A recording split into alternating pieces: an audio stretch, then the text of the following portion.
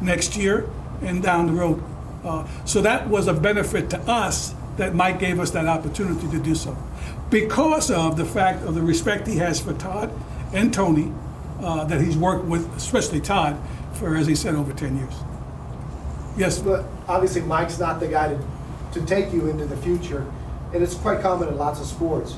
Is it fair to say, and you've kind of danced around a little bit, but is it fair to say the reason that he is no longer here is that at some point he lost this team and the ability for the team to respond to him? I really couldn't sit back and put a finger on. I don't come to the workouts. I don't see a lot of that. But I would say that in our discussions and direction, without getting deep into the personality or the personal side of that, it was not a direction that I felt comfortable with this football team. And that it was time that, as we talked, there were issues on the plate that he and I discussed, and we moved forward.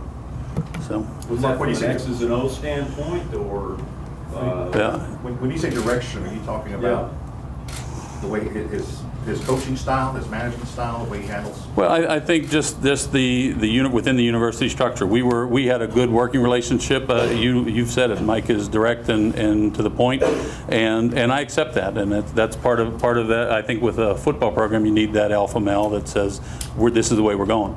I would say at that point, though, that there's a point in time where I have to also say, I think we're in a position now, and I won't tell you, has nothing to do with wins and losses, but there was a difference of opinion.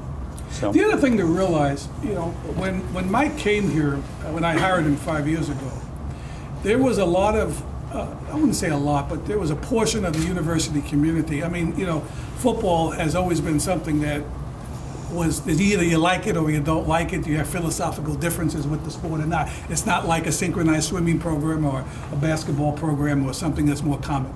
And so we struggled with the fact that we wanted to implement football. And so I had to find the right person that could do the right X's and O's in building the program from scratch, especially in the recruitment of the coaches and the student athletes. If we would have had the wrong coaches or the wrong student athletes, we would be in a very much different situation than we are now. Mike has been able to bring the community support from sectors that would never support football to support football. So he did a phenomenal job in that sense. But he was to the point, both physically, because of the commitment of time and effort, and that it was time for us to take a look. 5 years is a stretch for a coach. It's a stretch for a university president. I'm never here, so they can't fire me. You got to find me first. But it's a stretch, for a coach or for any other position in college athletics or in college administration. And so he had a good 5-year stretch. He leaves here with a great record of building a program from scratch, and with a great recommendation from this guy here that sits at the head of the helm. So when you're looking for a new coach, and you say there were philosophical differences, what do you look for in a new coach? What do you want different than what you had in mind? Well, we're looking at where we are now and where we want to be in 2020, okay? We call it visioning, okay? And I have a good young man to my right here in Todd, an older fella, and Tony to my left. Happens to be a Baisan, though, so he's got one positive thing on his ledger. I got to bring a few Italians in this place. But I wanted to get a look-see at them at this point to see if they're the leaders for the program tomorrow. And if it is, if I waited to the end of the season, and if Mike waited, more importantly, to the end of the season, that couldn't happen. This gives me 3 games to look at that. I know I'm very proud of my coaching staff. I mean, guys, think, for where we are, from where we started, to be able to compete with a Midwestern, with a Lamar, with an A&M, both last year and this year, and I can go down the list. These are all ranked schools in Division II at least. That's pretty good. With freshmen, not with JC transfers, with freshmen, with kids that are on young people that are on academic scholarships, that are going to graduate. So I'm looking for someone like Mike in the future that recruited the kind of coaches and athletes that can continue to build the UIW brand. And that takes a tremendous amount of energy at a smaller place with less resources than a state university that gets a blank check from the legislature. So we have to raise it. I'm lucky in that I have a godfather and godmother and Tom and Gail Benson, and they've been super supportive. I consulted with them yesterday, told them what we were doing, consulted with the Board of Trustees of the university yesterday prior to the decision, consulted also with our quarterback club. They all got the same email at the same time as your press did.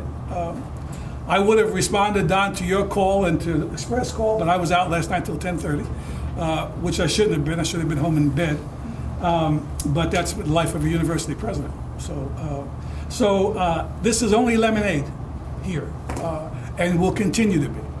But I guarantee you one thing, this program is going nowhere but in one direction. As I said the other day, when I think it was you quoted me in the newspaper, they can duck us now, but they're not going to be able to duck us in a few more years, pure and simple. Who's they? Who's they?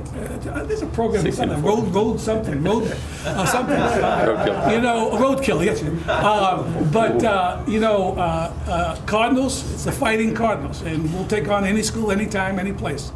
We have already had an offer from the SAISD to share facilities.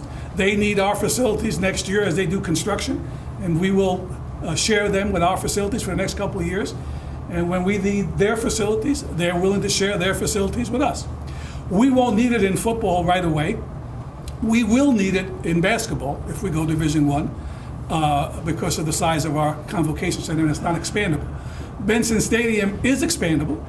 We will expand it when necessary before we move some of the larger games to the Alamo Stadium. But they're right across the street, walking distance for our students, and good parking, and SAISD is the home of a lot of our students. Remember, 68% of the students here come from Bexar County. The only school that can say the same is the community colleges here. So we're very proud of that fact. We are about access. The young people that come to school here would not be able to get an education at some of the schools I've mentioned because of a lot of reasons, none being their academic ability. We have a pharmacy school because of that reason, an optometry school because of that reason, a physical therapy school because of that reason. We provide access to especially the minority youth, the majority percentage in Texas, and we're very proud of that. What were the players like when you talked to them yesterday? What did when you went in and told them, had the meeting on their day off yesterday?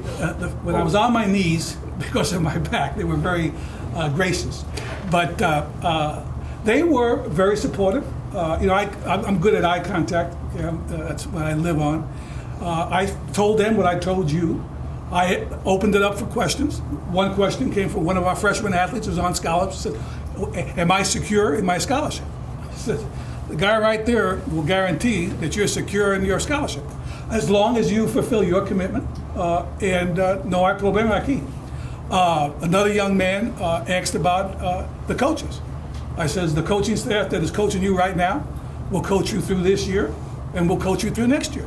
There may be a change in position here or there, but they will be here, guaranteed by the president of this university, who's been here 26 years. They were very confident with that. They had a great practice last night, and again this morning they had their weight. I asked Todd what the feeling was in the group. It was very positive.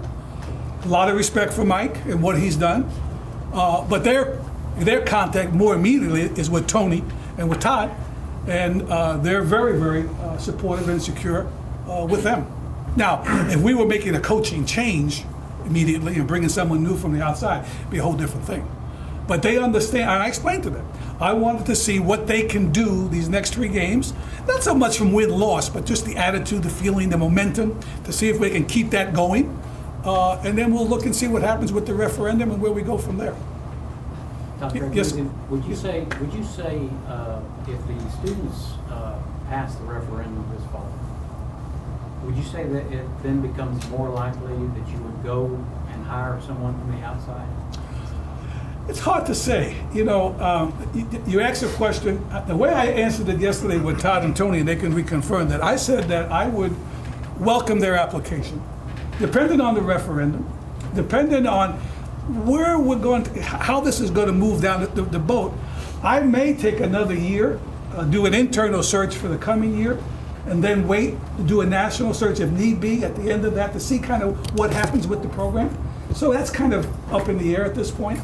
If we have a good end of this season, if the referendum comes through, we have 3 years before we actually go Division I, then I may just do an internal search between the people that are here right now for another year, see how they do. If they get it to where it's supposed to be next year, which is a winning record, then we'll see. You know, the good thing about Incarnate Word, we have a 3% attrition rate among our employees. I rather, you know, David's been with me 38 years through a lot of different places, but 24 of them here. Mark has been with me how many years? 17. Try to get rid of him for 15. For 17 years. You know, and you look around, whether it's Wayne or any, especially in the administration, all the vice presidents have been here for a number of years. That's why we've been so successful. So I'm not looking for, when I hired Mike, it was basically a 5-year deal. I mean, it was a year-by-year contract, but it was a 5-year deal. I wasn't looking for a shooting star. I had a guy that was a shooting star that would have won. I would have lost I would have won the season, the first season. I lost the program because I wouldn't have got the community support that I have now. This community here now, I'm talking about our sponsorship community, the religious community, the board. You know, we were a women's college in 1972, so the whole idea of sports was kind of a big thing, and then football was like, you know. So we've changed that perspective, and they've seen what it's caused on the campus. You know, the campus. You know, you couldn't ask for a more beautiful setting than that setting right out there for a football game. I mean, you know, it's, and if we close in the stadium, that stadium will hold about 12,000 at some point. And then if we have, if the roadie and whatever they are willing to play, we'll play at Alamo Dome or Alamo Stadium. Yeah. Coach, how hard is it to take over for your friend? If you can go to the mic, please. Go to the- Well, that's a real good question. I've been fighting with it all day. I talked to Mike this morning. He's given me his support. And like I said earlier, he's prepared me for this. But it's the job at hand. Somebody's got to lead this team, and they're great kids. And I've loved working with them for the last 4 years. So from that standpoint, it's an easy takeover because we've got outstanding young men here. So I'm looking forward to it. It's difficult to take over from Mike, but at the same time, we've got a great place here, and I'm looking forward to coaching them this Saturday. And your coaching different? I mean, as far as, are you going to treat this as a tryout for the administrators here, or? I'm just going to try to win this ball game Saturday. I'm a day-by-day guy. I like getting to the office early and preparing practice, watching film, doing the practice scripts, doing the practice plan. I'm a day-by-day guy, and the only thing I can focus in on right now is trying to win the Tarleton State game. Todd, do you feel like your style is different than Mike? I don't know. They're probably very similar. I can be loud when I need to be loud, and I can be soft-spoken when I need to be soft-spoken. Dealing with kids is a funny thing, and I've been able to do it now for 20+ years in college coaching, and feel very comfortable doing it. So it's gonna be a good ride here the next 3 weeks preparing this team. Along those lines. Before we go into it, let me just say this, and it's a good question. But remember something, you know, until I became a university president, college president, you don't know what it's, you know, you're the vice president and you think, well, I'll do it this way and that way, but until you get into the shoes, you don't know.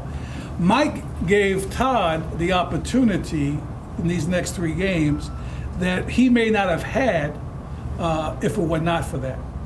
The only reason Tony is not here instead of Todd is because Todd was here 4 and Tony was here 2. They're both very capable to be the head coach right now. I mean, Tony has had years of experience in the NFL. So this was not a determination based upon strength. It was determination based upon he happened to be here 2 more years and saw the development of the program a longer period of time. But they both have equal shot at being the head coach here next year and thereafter, or maybe not. But that's what I thank Mike for, because until he steps into the shoes, he doesn't know what his style is going to be. as a defensive coordinator, you have one role, and you have someone to blame everything on. Okay, David's been blaming me for 38 years. Okay, until you're in the president's seat or until you're the head coach, you don't know that. So I mean, he can't answer that question. He may think he can, but he can't answer that question.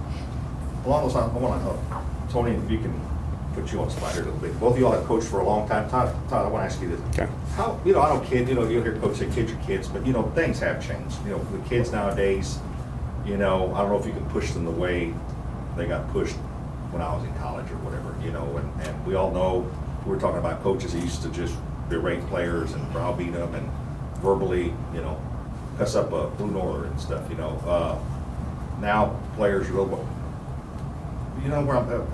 where I'm in all the years. We're going to coach them hard, but we're going to be very respectful towards them, and we're going to do what we need to do to get the job done. But they will be treated with respect, and that's the direction we're headed. Everything is guided by the mission of the congregation and the university. Okay, that's very important here. Very important here. It may not be as important somewhere else. We are a faith-based university. We're very cognizant of that fact. We're a Catholic university, but faith-based, meaning that all faiths are welcome. We want the young men, the young ladies that come to school here to grow in their faith as a Muslim, as a Hindu, or as a Baptist, or as a Catholic. If that doesn't happen on the football field or in the biology, chemistry classroom, then the sisters would be better off putting the property up for sale, which is worth $100 million, and doing something else with their money. Did Mike cross that line, you think? No. He wouldn't have been here for 5 years if he had. And he wouldn't have recruited the staff and the athletes that we have here. Mike is our hard-driving coach, but he's no more hard-driving than the president of the university. Dr. Agnese, you keep saying that he stepped down and did this for these coaches. Had he not done that, would you have fired him? Would I have fired Mike? The answer to that is no. If it could not be a mutually acceptable deal by both of us, ultimately through David and Mark, no. No. And that's why I would be willing to write him a very good recommendation. And I say that without question of conscience. Now, have I had one-on-one talks right now with Mike? The answer to that is no, because of the litigious society that we live in. Once everything is put to bed, I plan to have dinner with Mike and Michelle, and she's a faculty member of the university, will continue to be a faculty member as long as she wishes to be and she fulfills her contract. We have had nothing but good times over the last 5 years. I go into that locker room after a loss, and he's telling them how they should have won that game, and I go in there and tell them it's okay to lose. So he plays his role, I played my role, David plays his role. I mean, we all have a job to do. And it's tough today, not so much because the students have changed.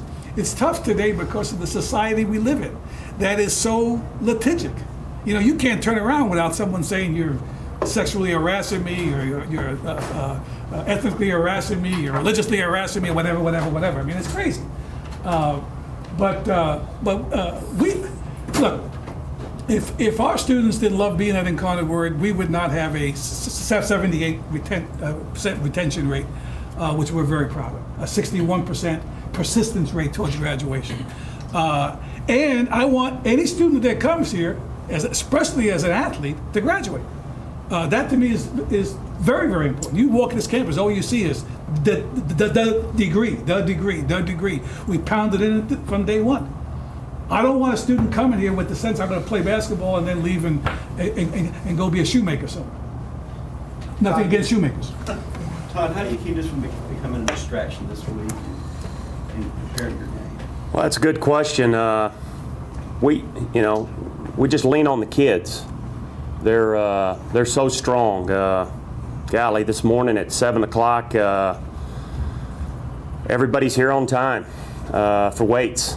They're getting after it. Nobody's late to the 7 o'clock group. Nobody's late to the 8 o'clock group. I mean, these kids want to be coached. They want to practice. They want to be successful on Saturdays. That's not a problem at all. I mean, goodness, these kids are easy to coach, and they're smart kids. They go to class. We don't have those problems around here. Heck, I remember last spring, we're out on the road recruiting, and grades come out. There's not one coach in the office waiting to check spring grades. Not one coach. Mike's not in the office. All the coaches are out on the road recruiting, and grades come out, and we're not worried about it. That's not always been the case at all the state schools I've worked at. So these kids around here they're phenomenal. We had 2 good workouts last week. The kids will practice hard this afternoon, and we'll have great opportunity Saturday afternoon. Todd, I'm sorry, go ahead. being in the program this season, having this change happen when it happens in mid-season, obviously you're aware of all the inner workings that have gone on all season. How are you confident that you know what needs to change? And if so, what will that change be to finish out the season? Well, just from a defensive perspective, me and Mike had, we didn't always agree on everything. There are some things that I like to do that he didn't like to do. Just from that standpoint, we'll try to execute some of the things that I like to do. And but I can't speak for the offense, but defensively, there's some things that I wanted to do that now I will be able to put into play and try to execute and help our outcome on weekends. Are some of those things also not X and O related, like just the psychology? Yeah, I don't know about all that. Mike's done a great job here for 4 years, and I've learned a lot from him, and respect the heck out of him, and he's put me in a position to take over this program, and that's all I can say on that. How involved are you going to be with the offense? Tony's the head coach of the offense. He'll run it. He'll call it. I will have nothing to do with coaching our offense. This man right here's, he was in the NFL for 10 years and in college for another 20, big-time programs. He's a heck of a football coach. I've learned a ton from him. I'm looking forward to learning a lot more from him. He's going to run our offense. And were you aware about last week? Were you out of town last week, or were you?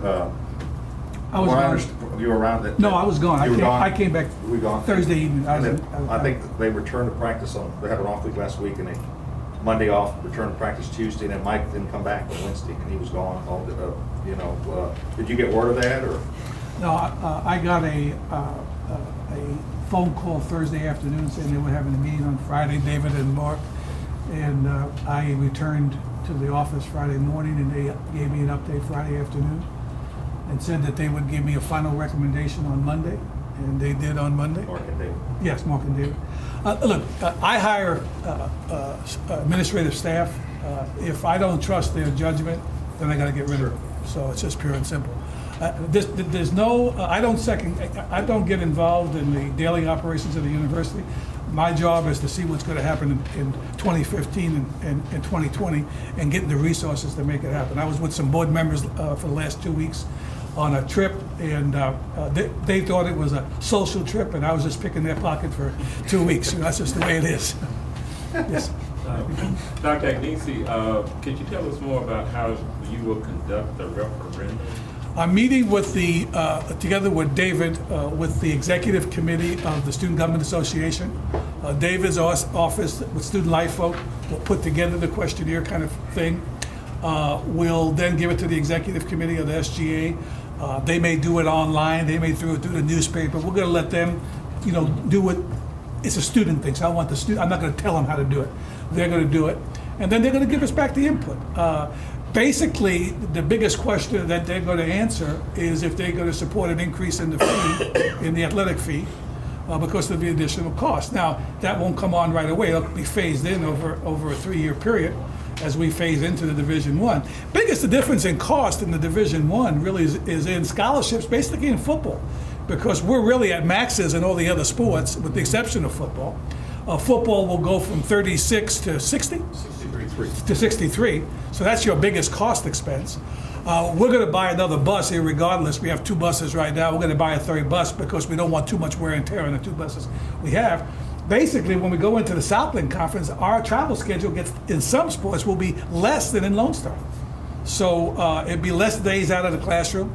The other big thing for us, difference between Division II, Lone Star, and Division I is that in the quality of the academic program. See, we're playing against schools that are lesser academic quality than we are, and therefore puts us at a recruiting disadvantage.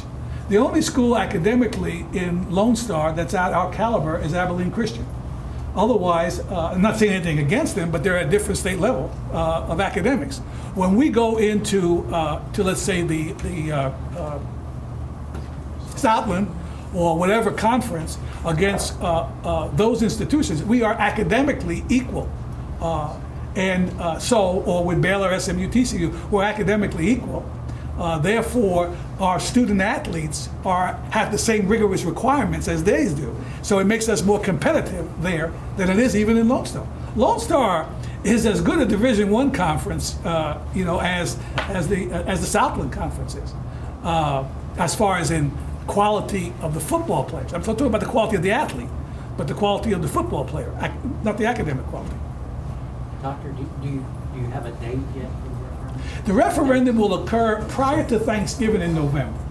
We like to get the results of that. Then I'll meet with my executive committee of what we call the University Planning Commission. They'll look at it. We'll determine if we're going to go make this move or not. If based upon the inputs that we get, not only from the students, but all the inputs, we'll then go to the board at our December 7th, I think, or 8th, 7th or 8th board meeting with a recommendation. The recommendation may be to hold for a year. The recommendation may be let's move forward, and then the board will make that final determination.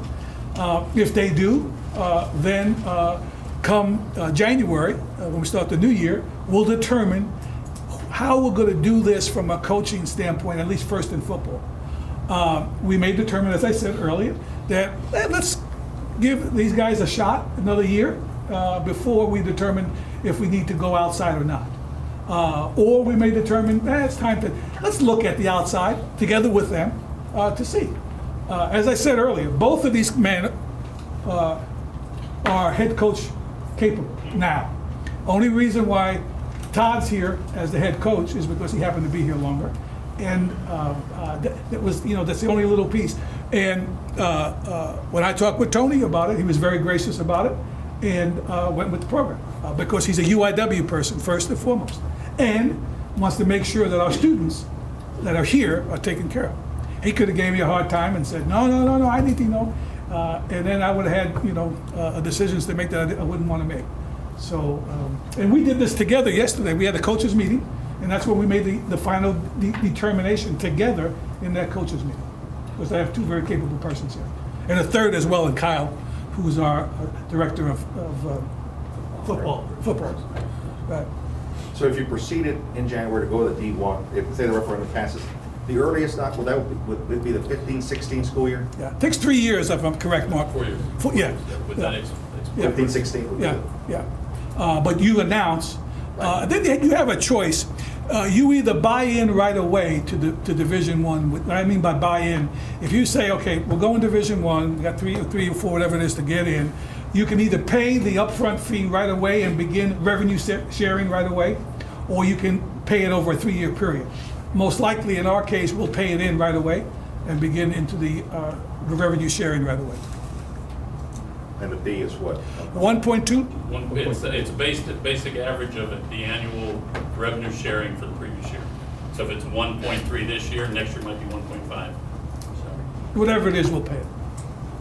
You could raise that in a flash, guys. We'll talk to Tom on the phone if he's in a good mood. Like, Monday he was in a great mood Monday night. I could have got anything in the world out of him Monday night. Last week, different story. So, during the football season, you got to walk on eggs when you're around Tom and Gil Benson. Well, look, you can talk to these fellows independently. I appreciate you coming. I just ask you this. I mean, and I say this in all sincerity. I met this morning with the Greater Chamber of Commerce. I'm meeting with the Express News editorial board this afternoon. I'm very supportive of UTSA, and I joked about roadrunners and stuff. I'm very supportive of what UTSA is doing for the city, and they're doing that from trying to be tier 1 as a research university. What they're doing here on this side is what UIW is doing on this side in the private sector. We are taking a South Texas institution, your institution, and putting it at the same level as Baylor, SMU, TCU, and Rice. We can't make that happen alone. You got to help us make that happen. Unless you get behind this program, I'm not talking about just the athletic programs, but behind UIW. You know, we've come from where we were to a $170 million operation with campuses all across the city, a new campus that opened on Tetzel Road, with campuses in China and Mexico. There's no other institution in Texas that has that diversity. 14% of our kids are international, and they come from 66 different countries, and you'll hear every language spoken on this campus, including English once in a while.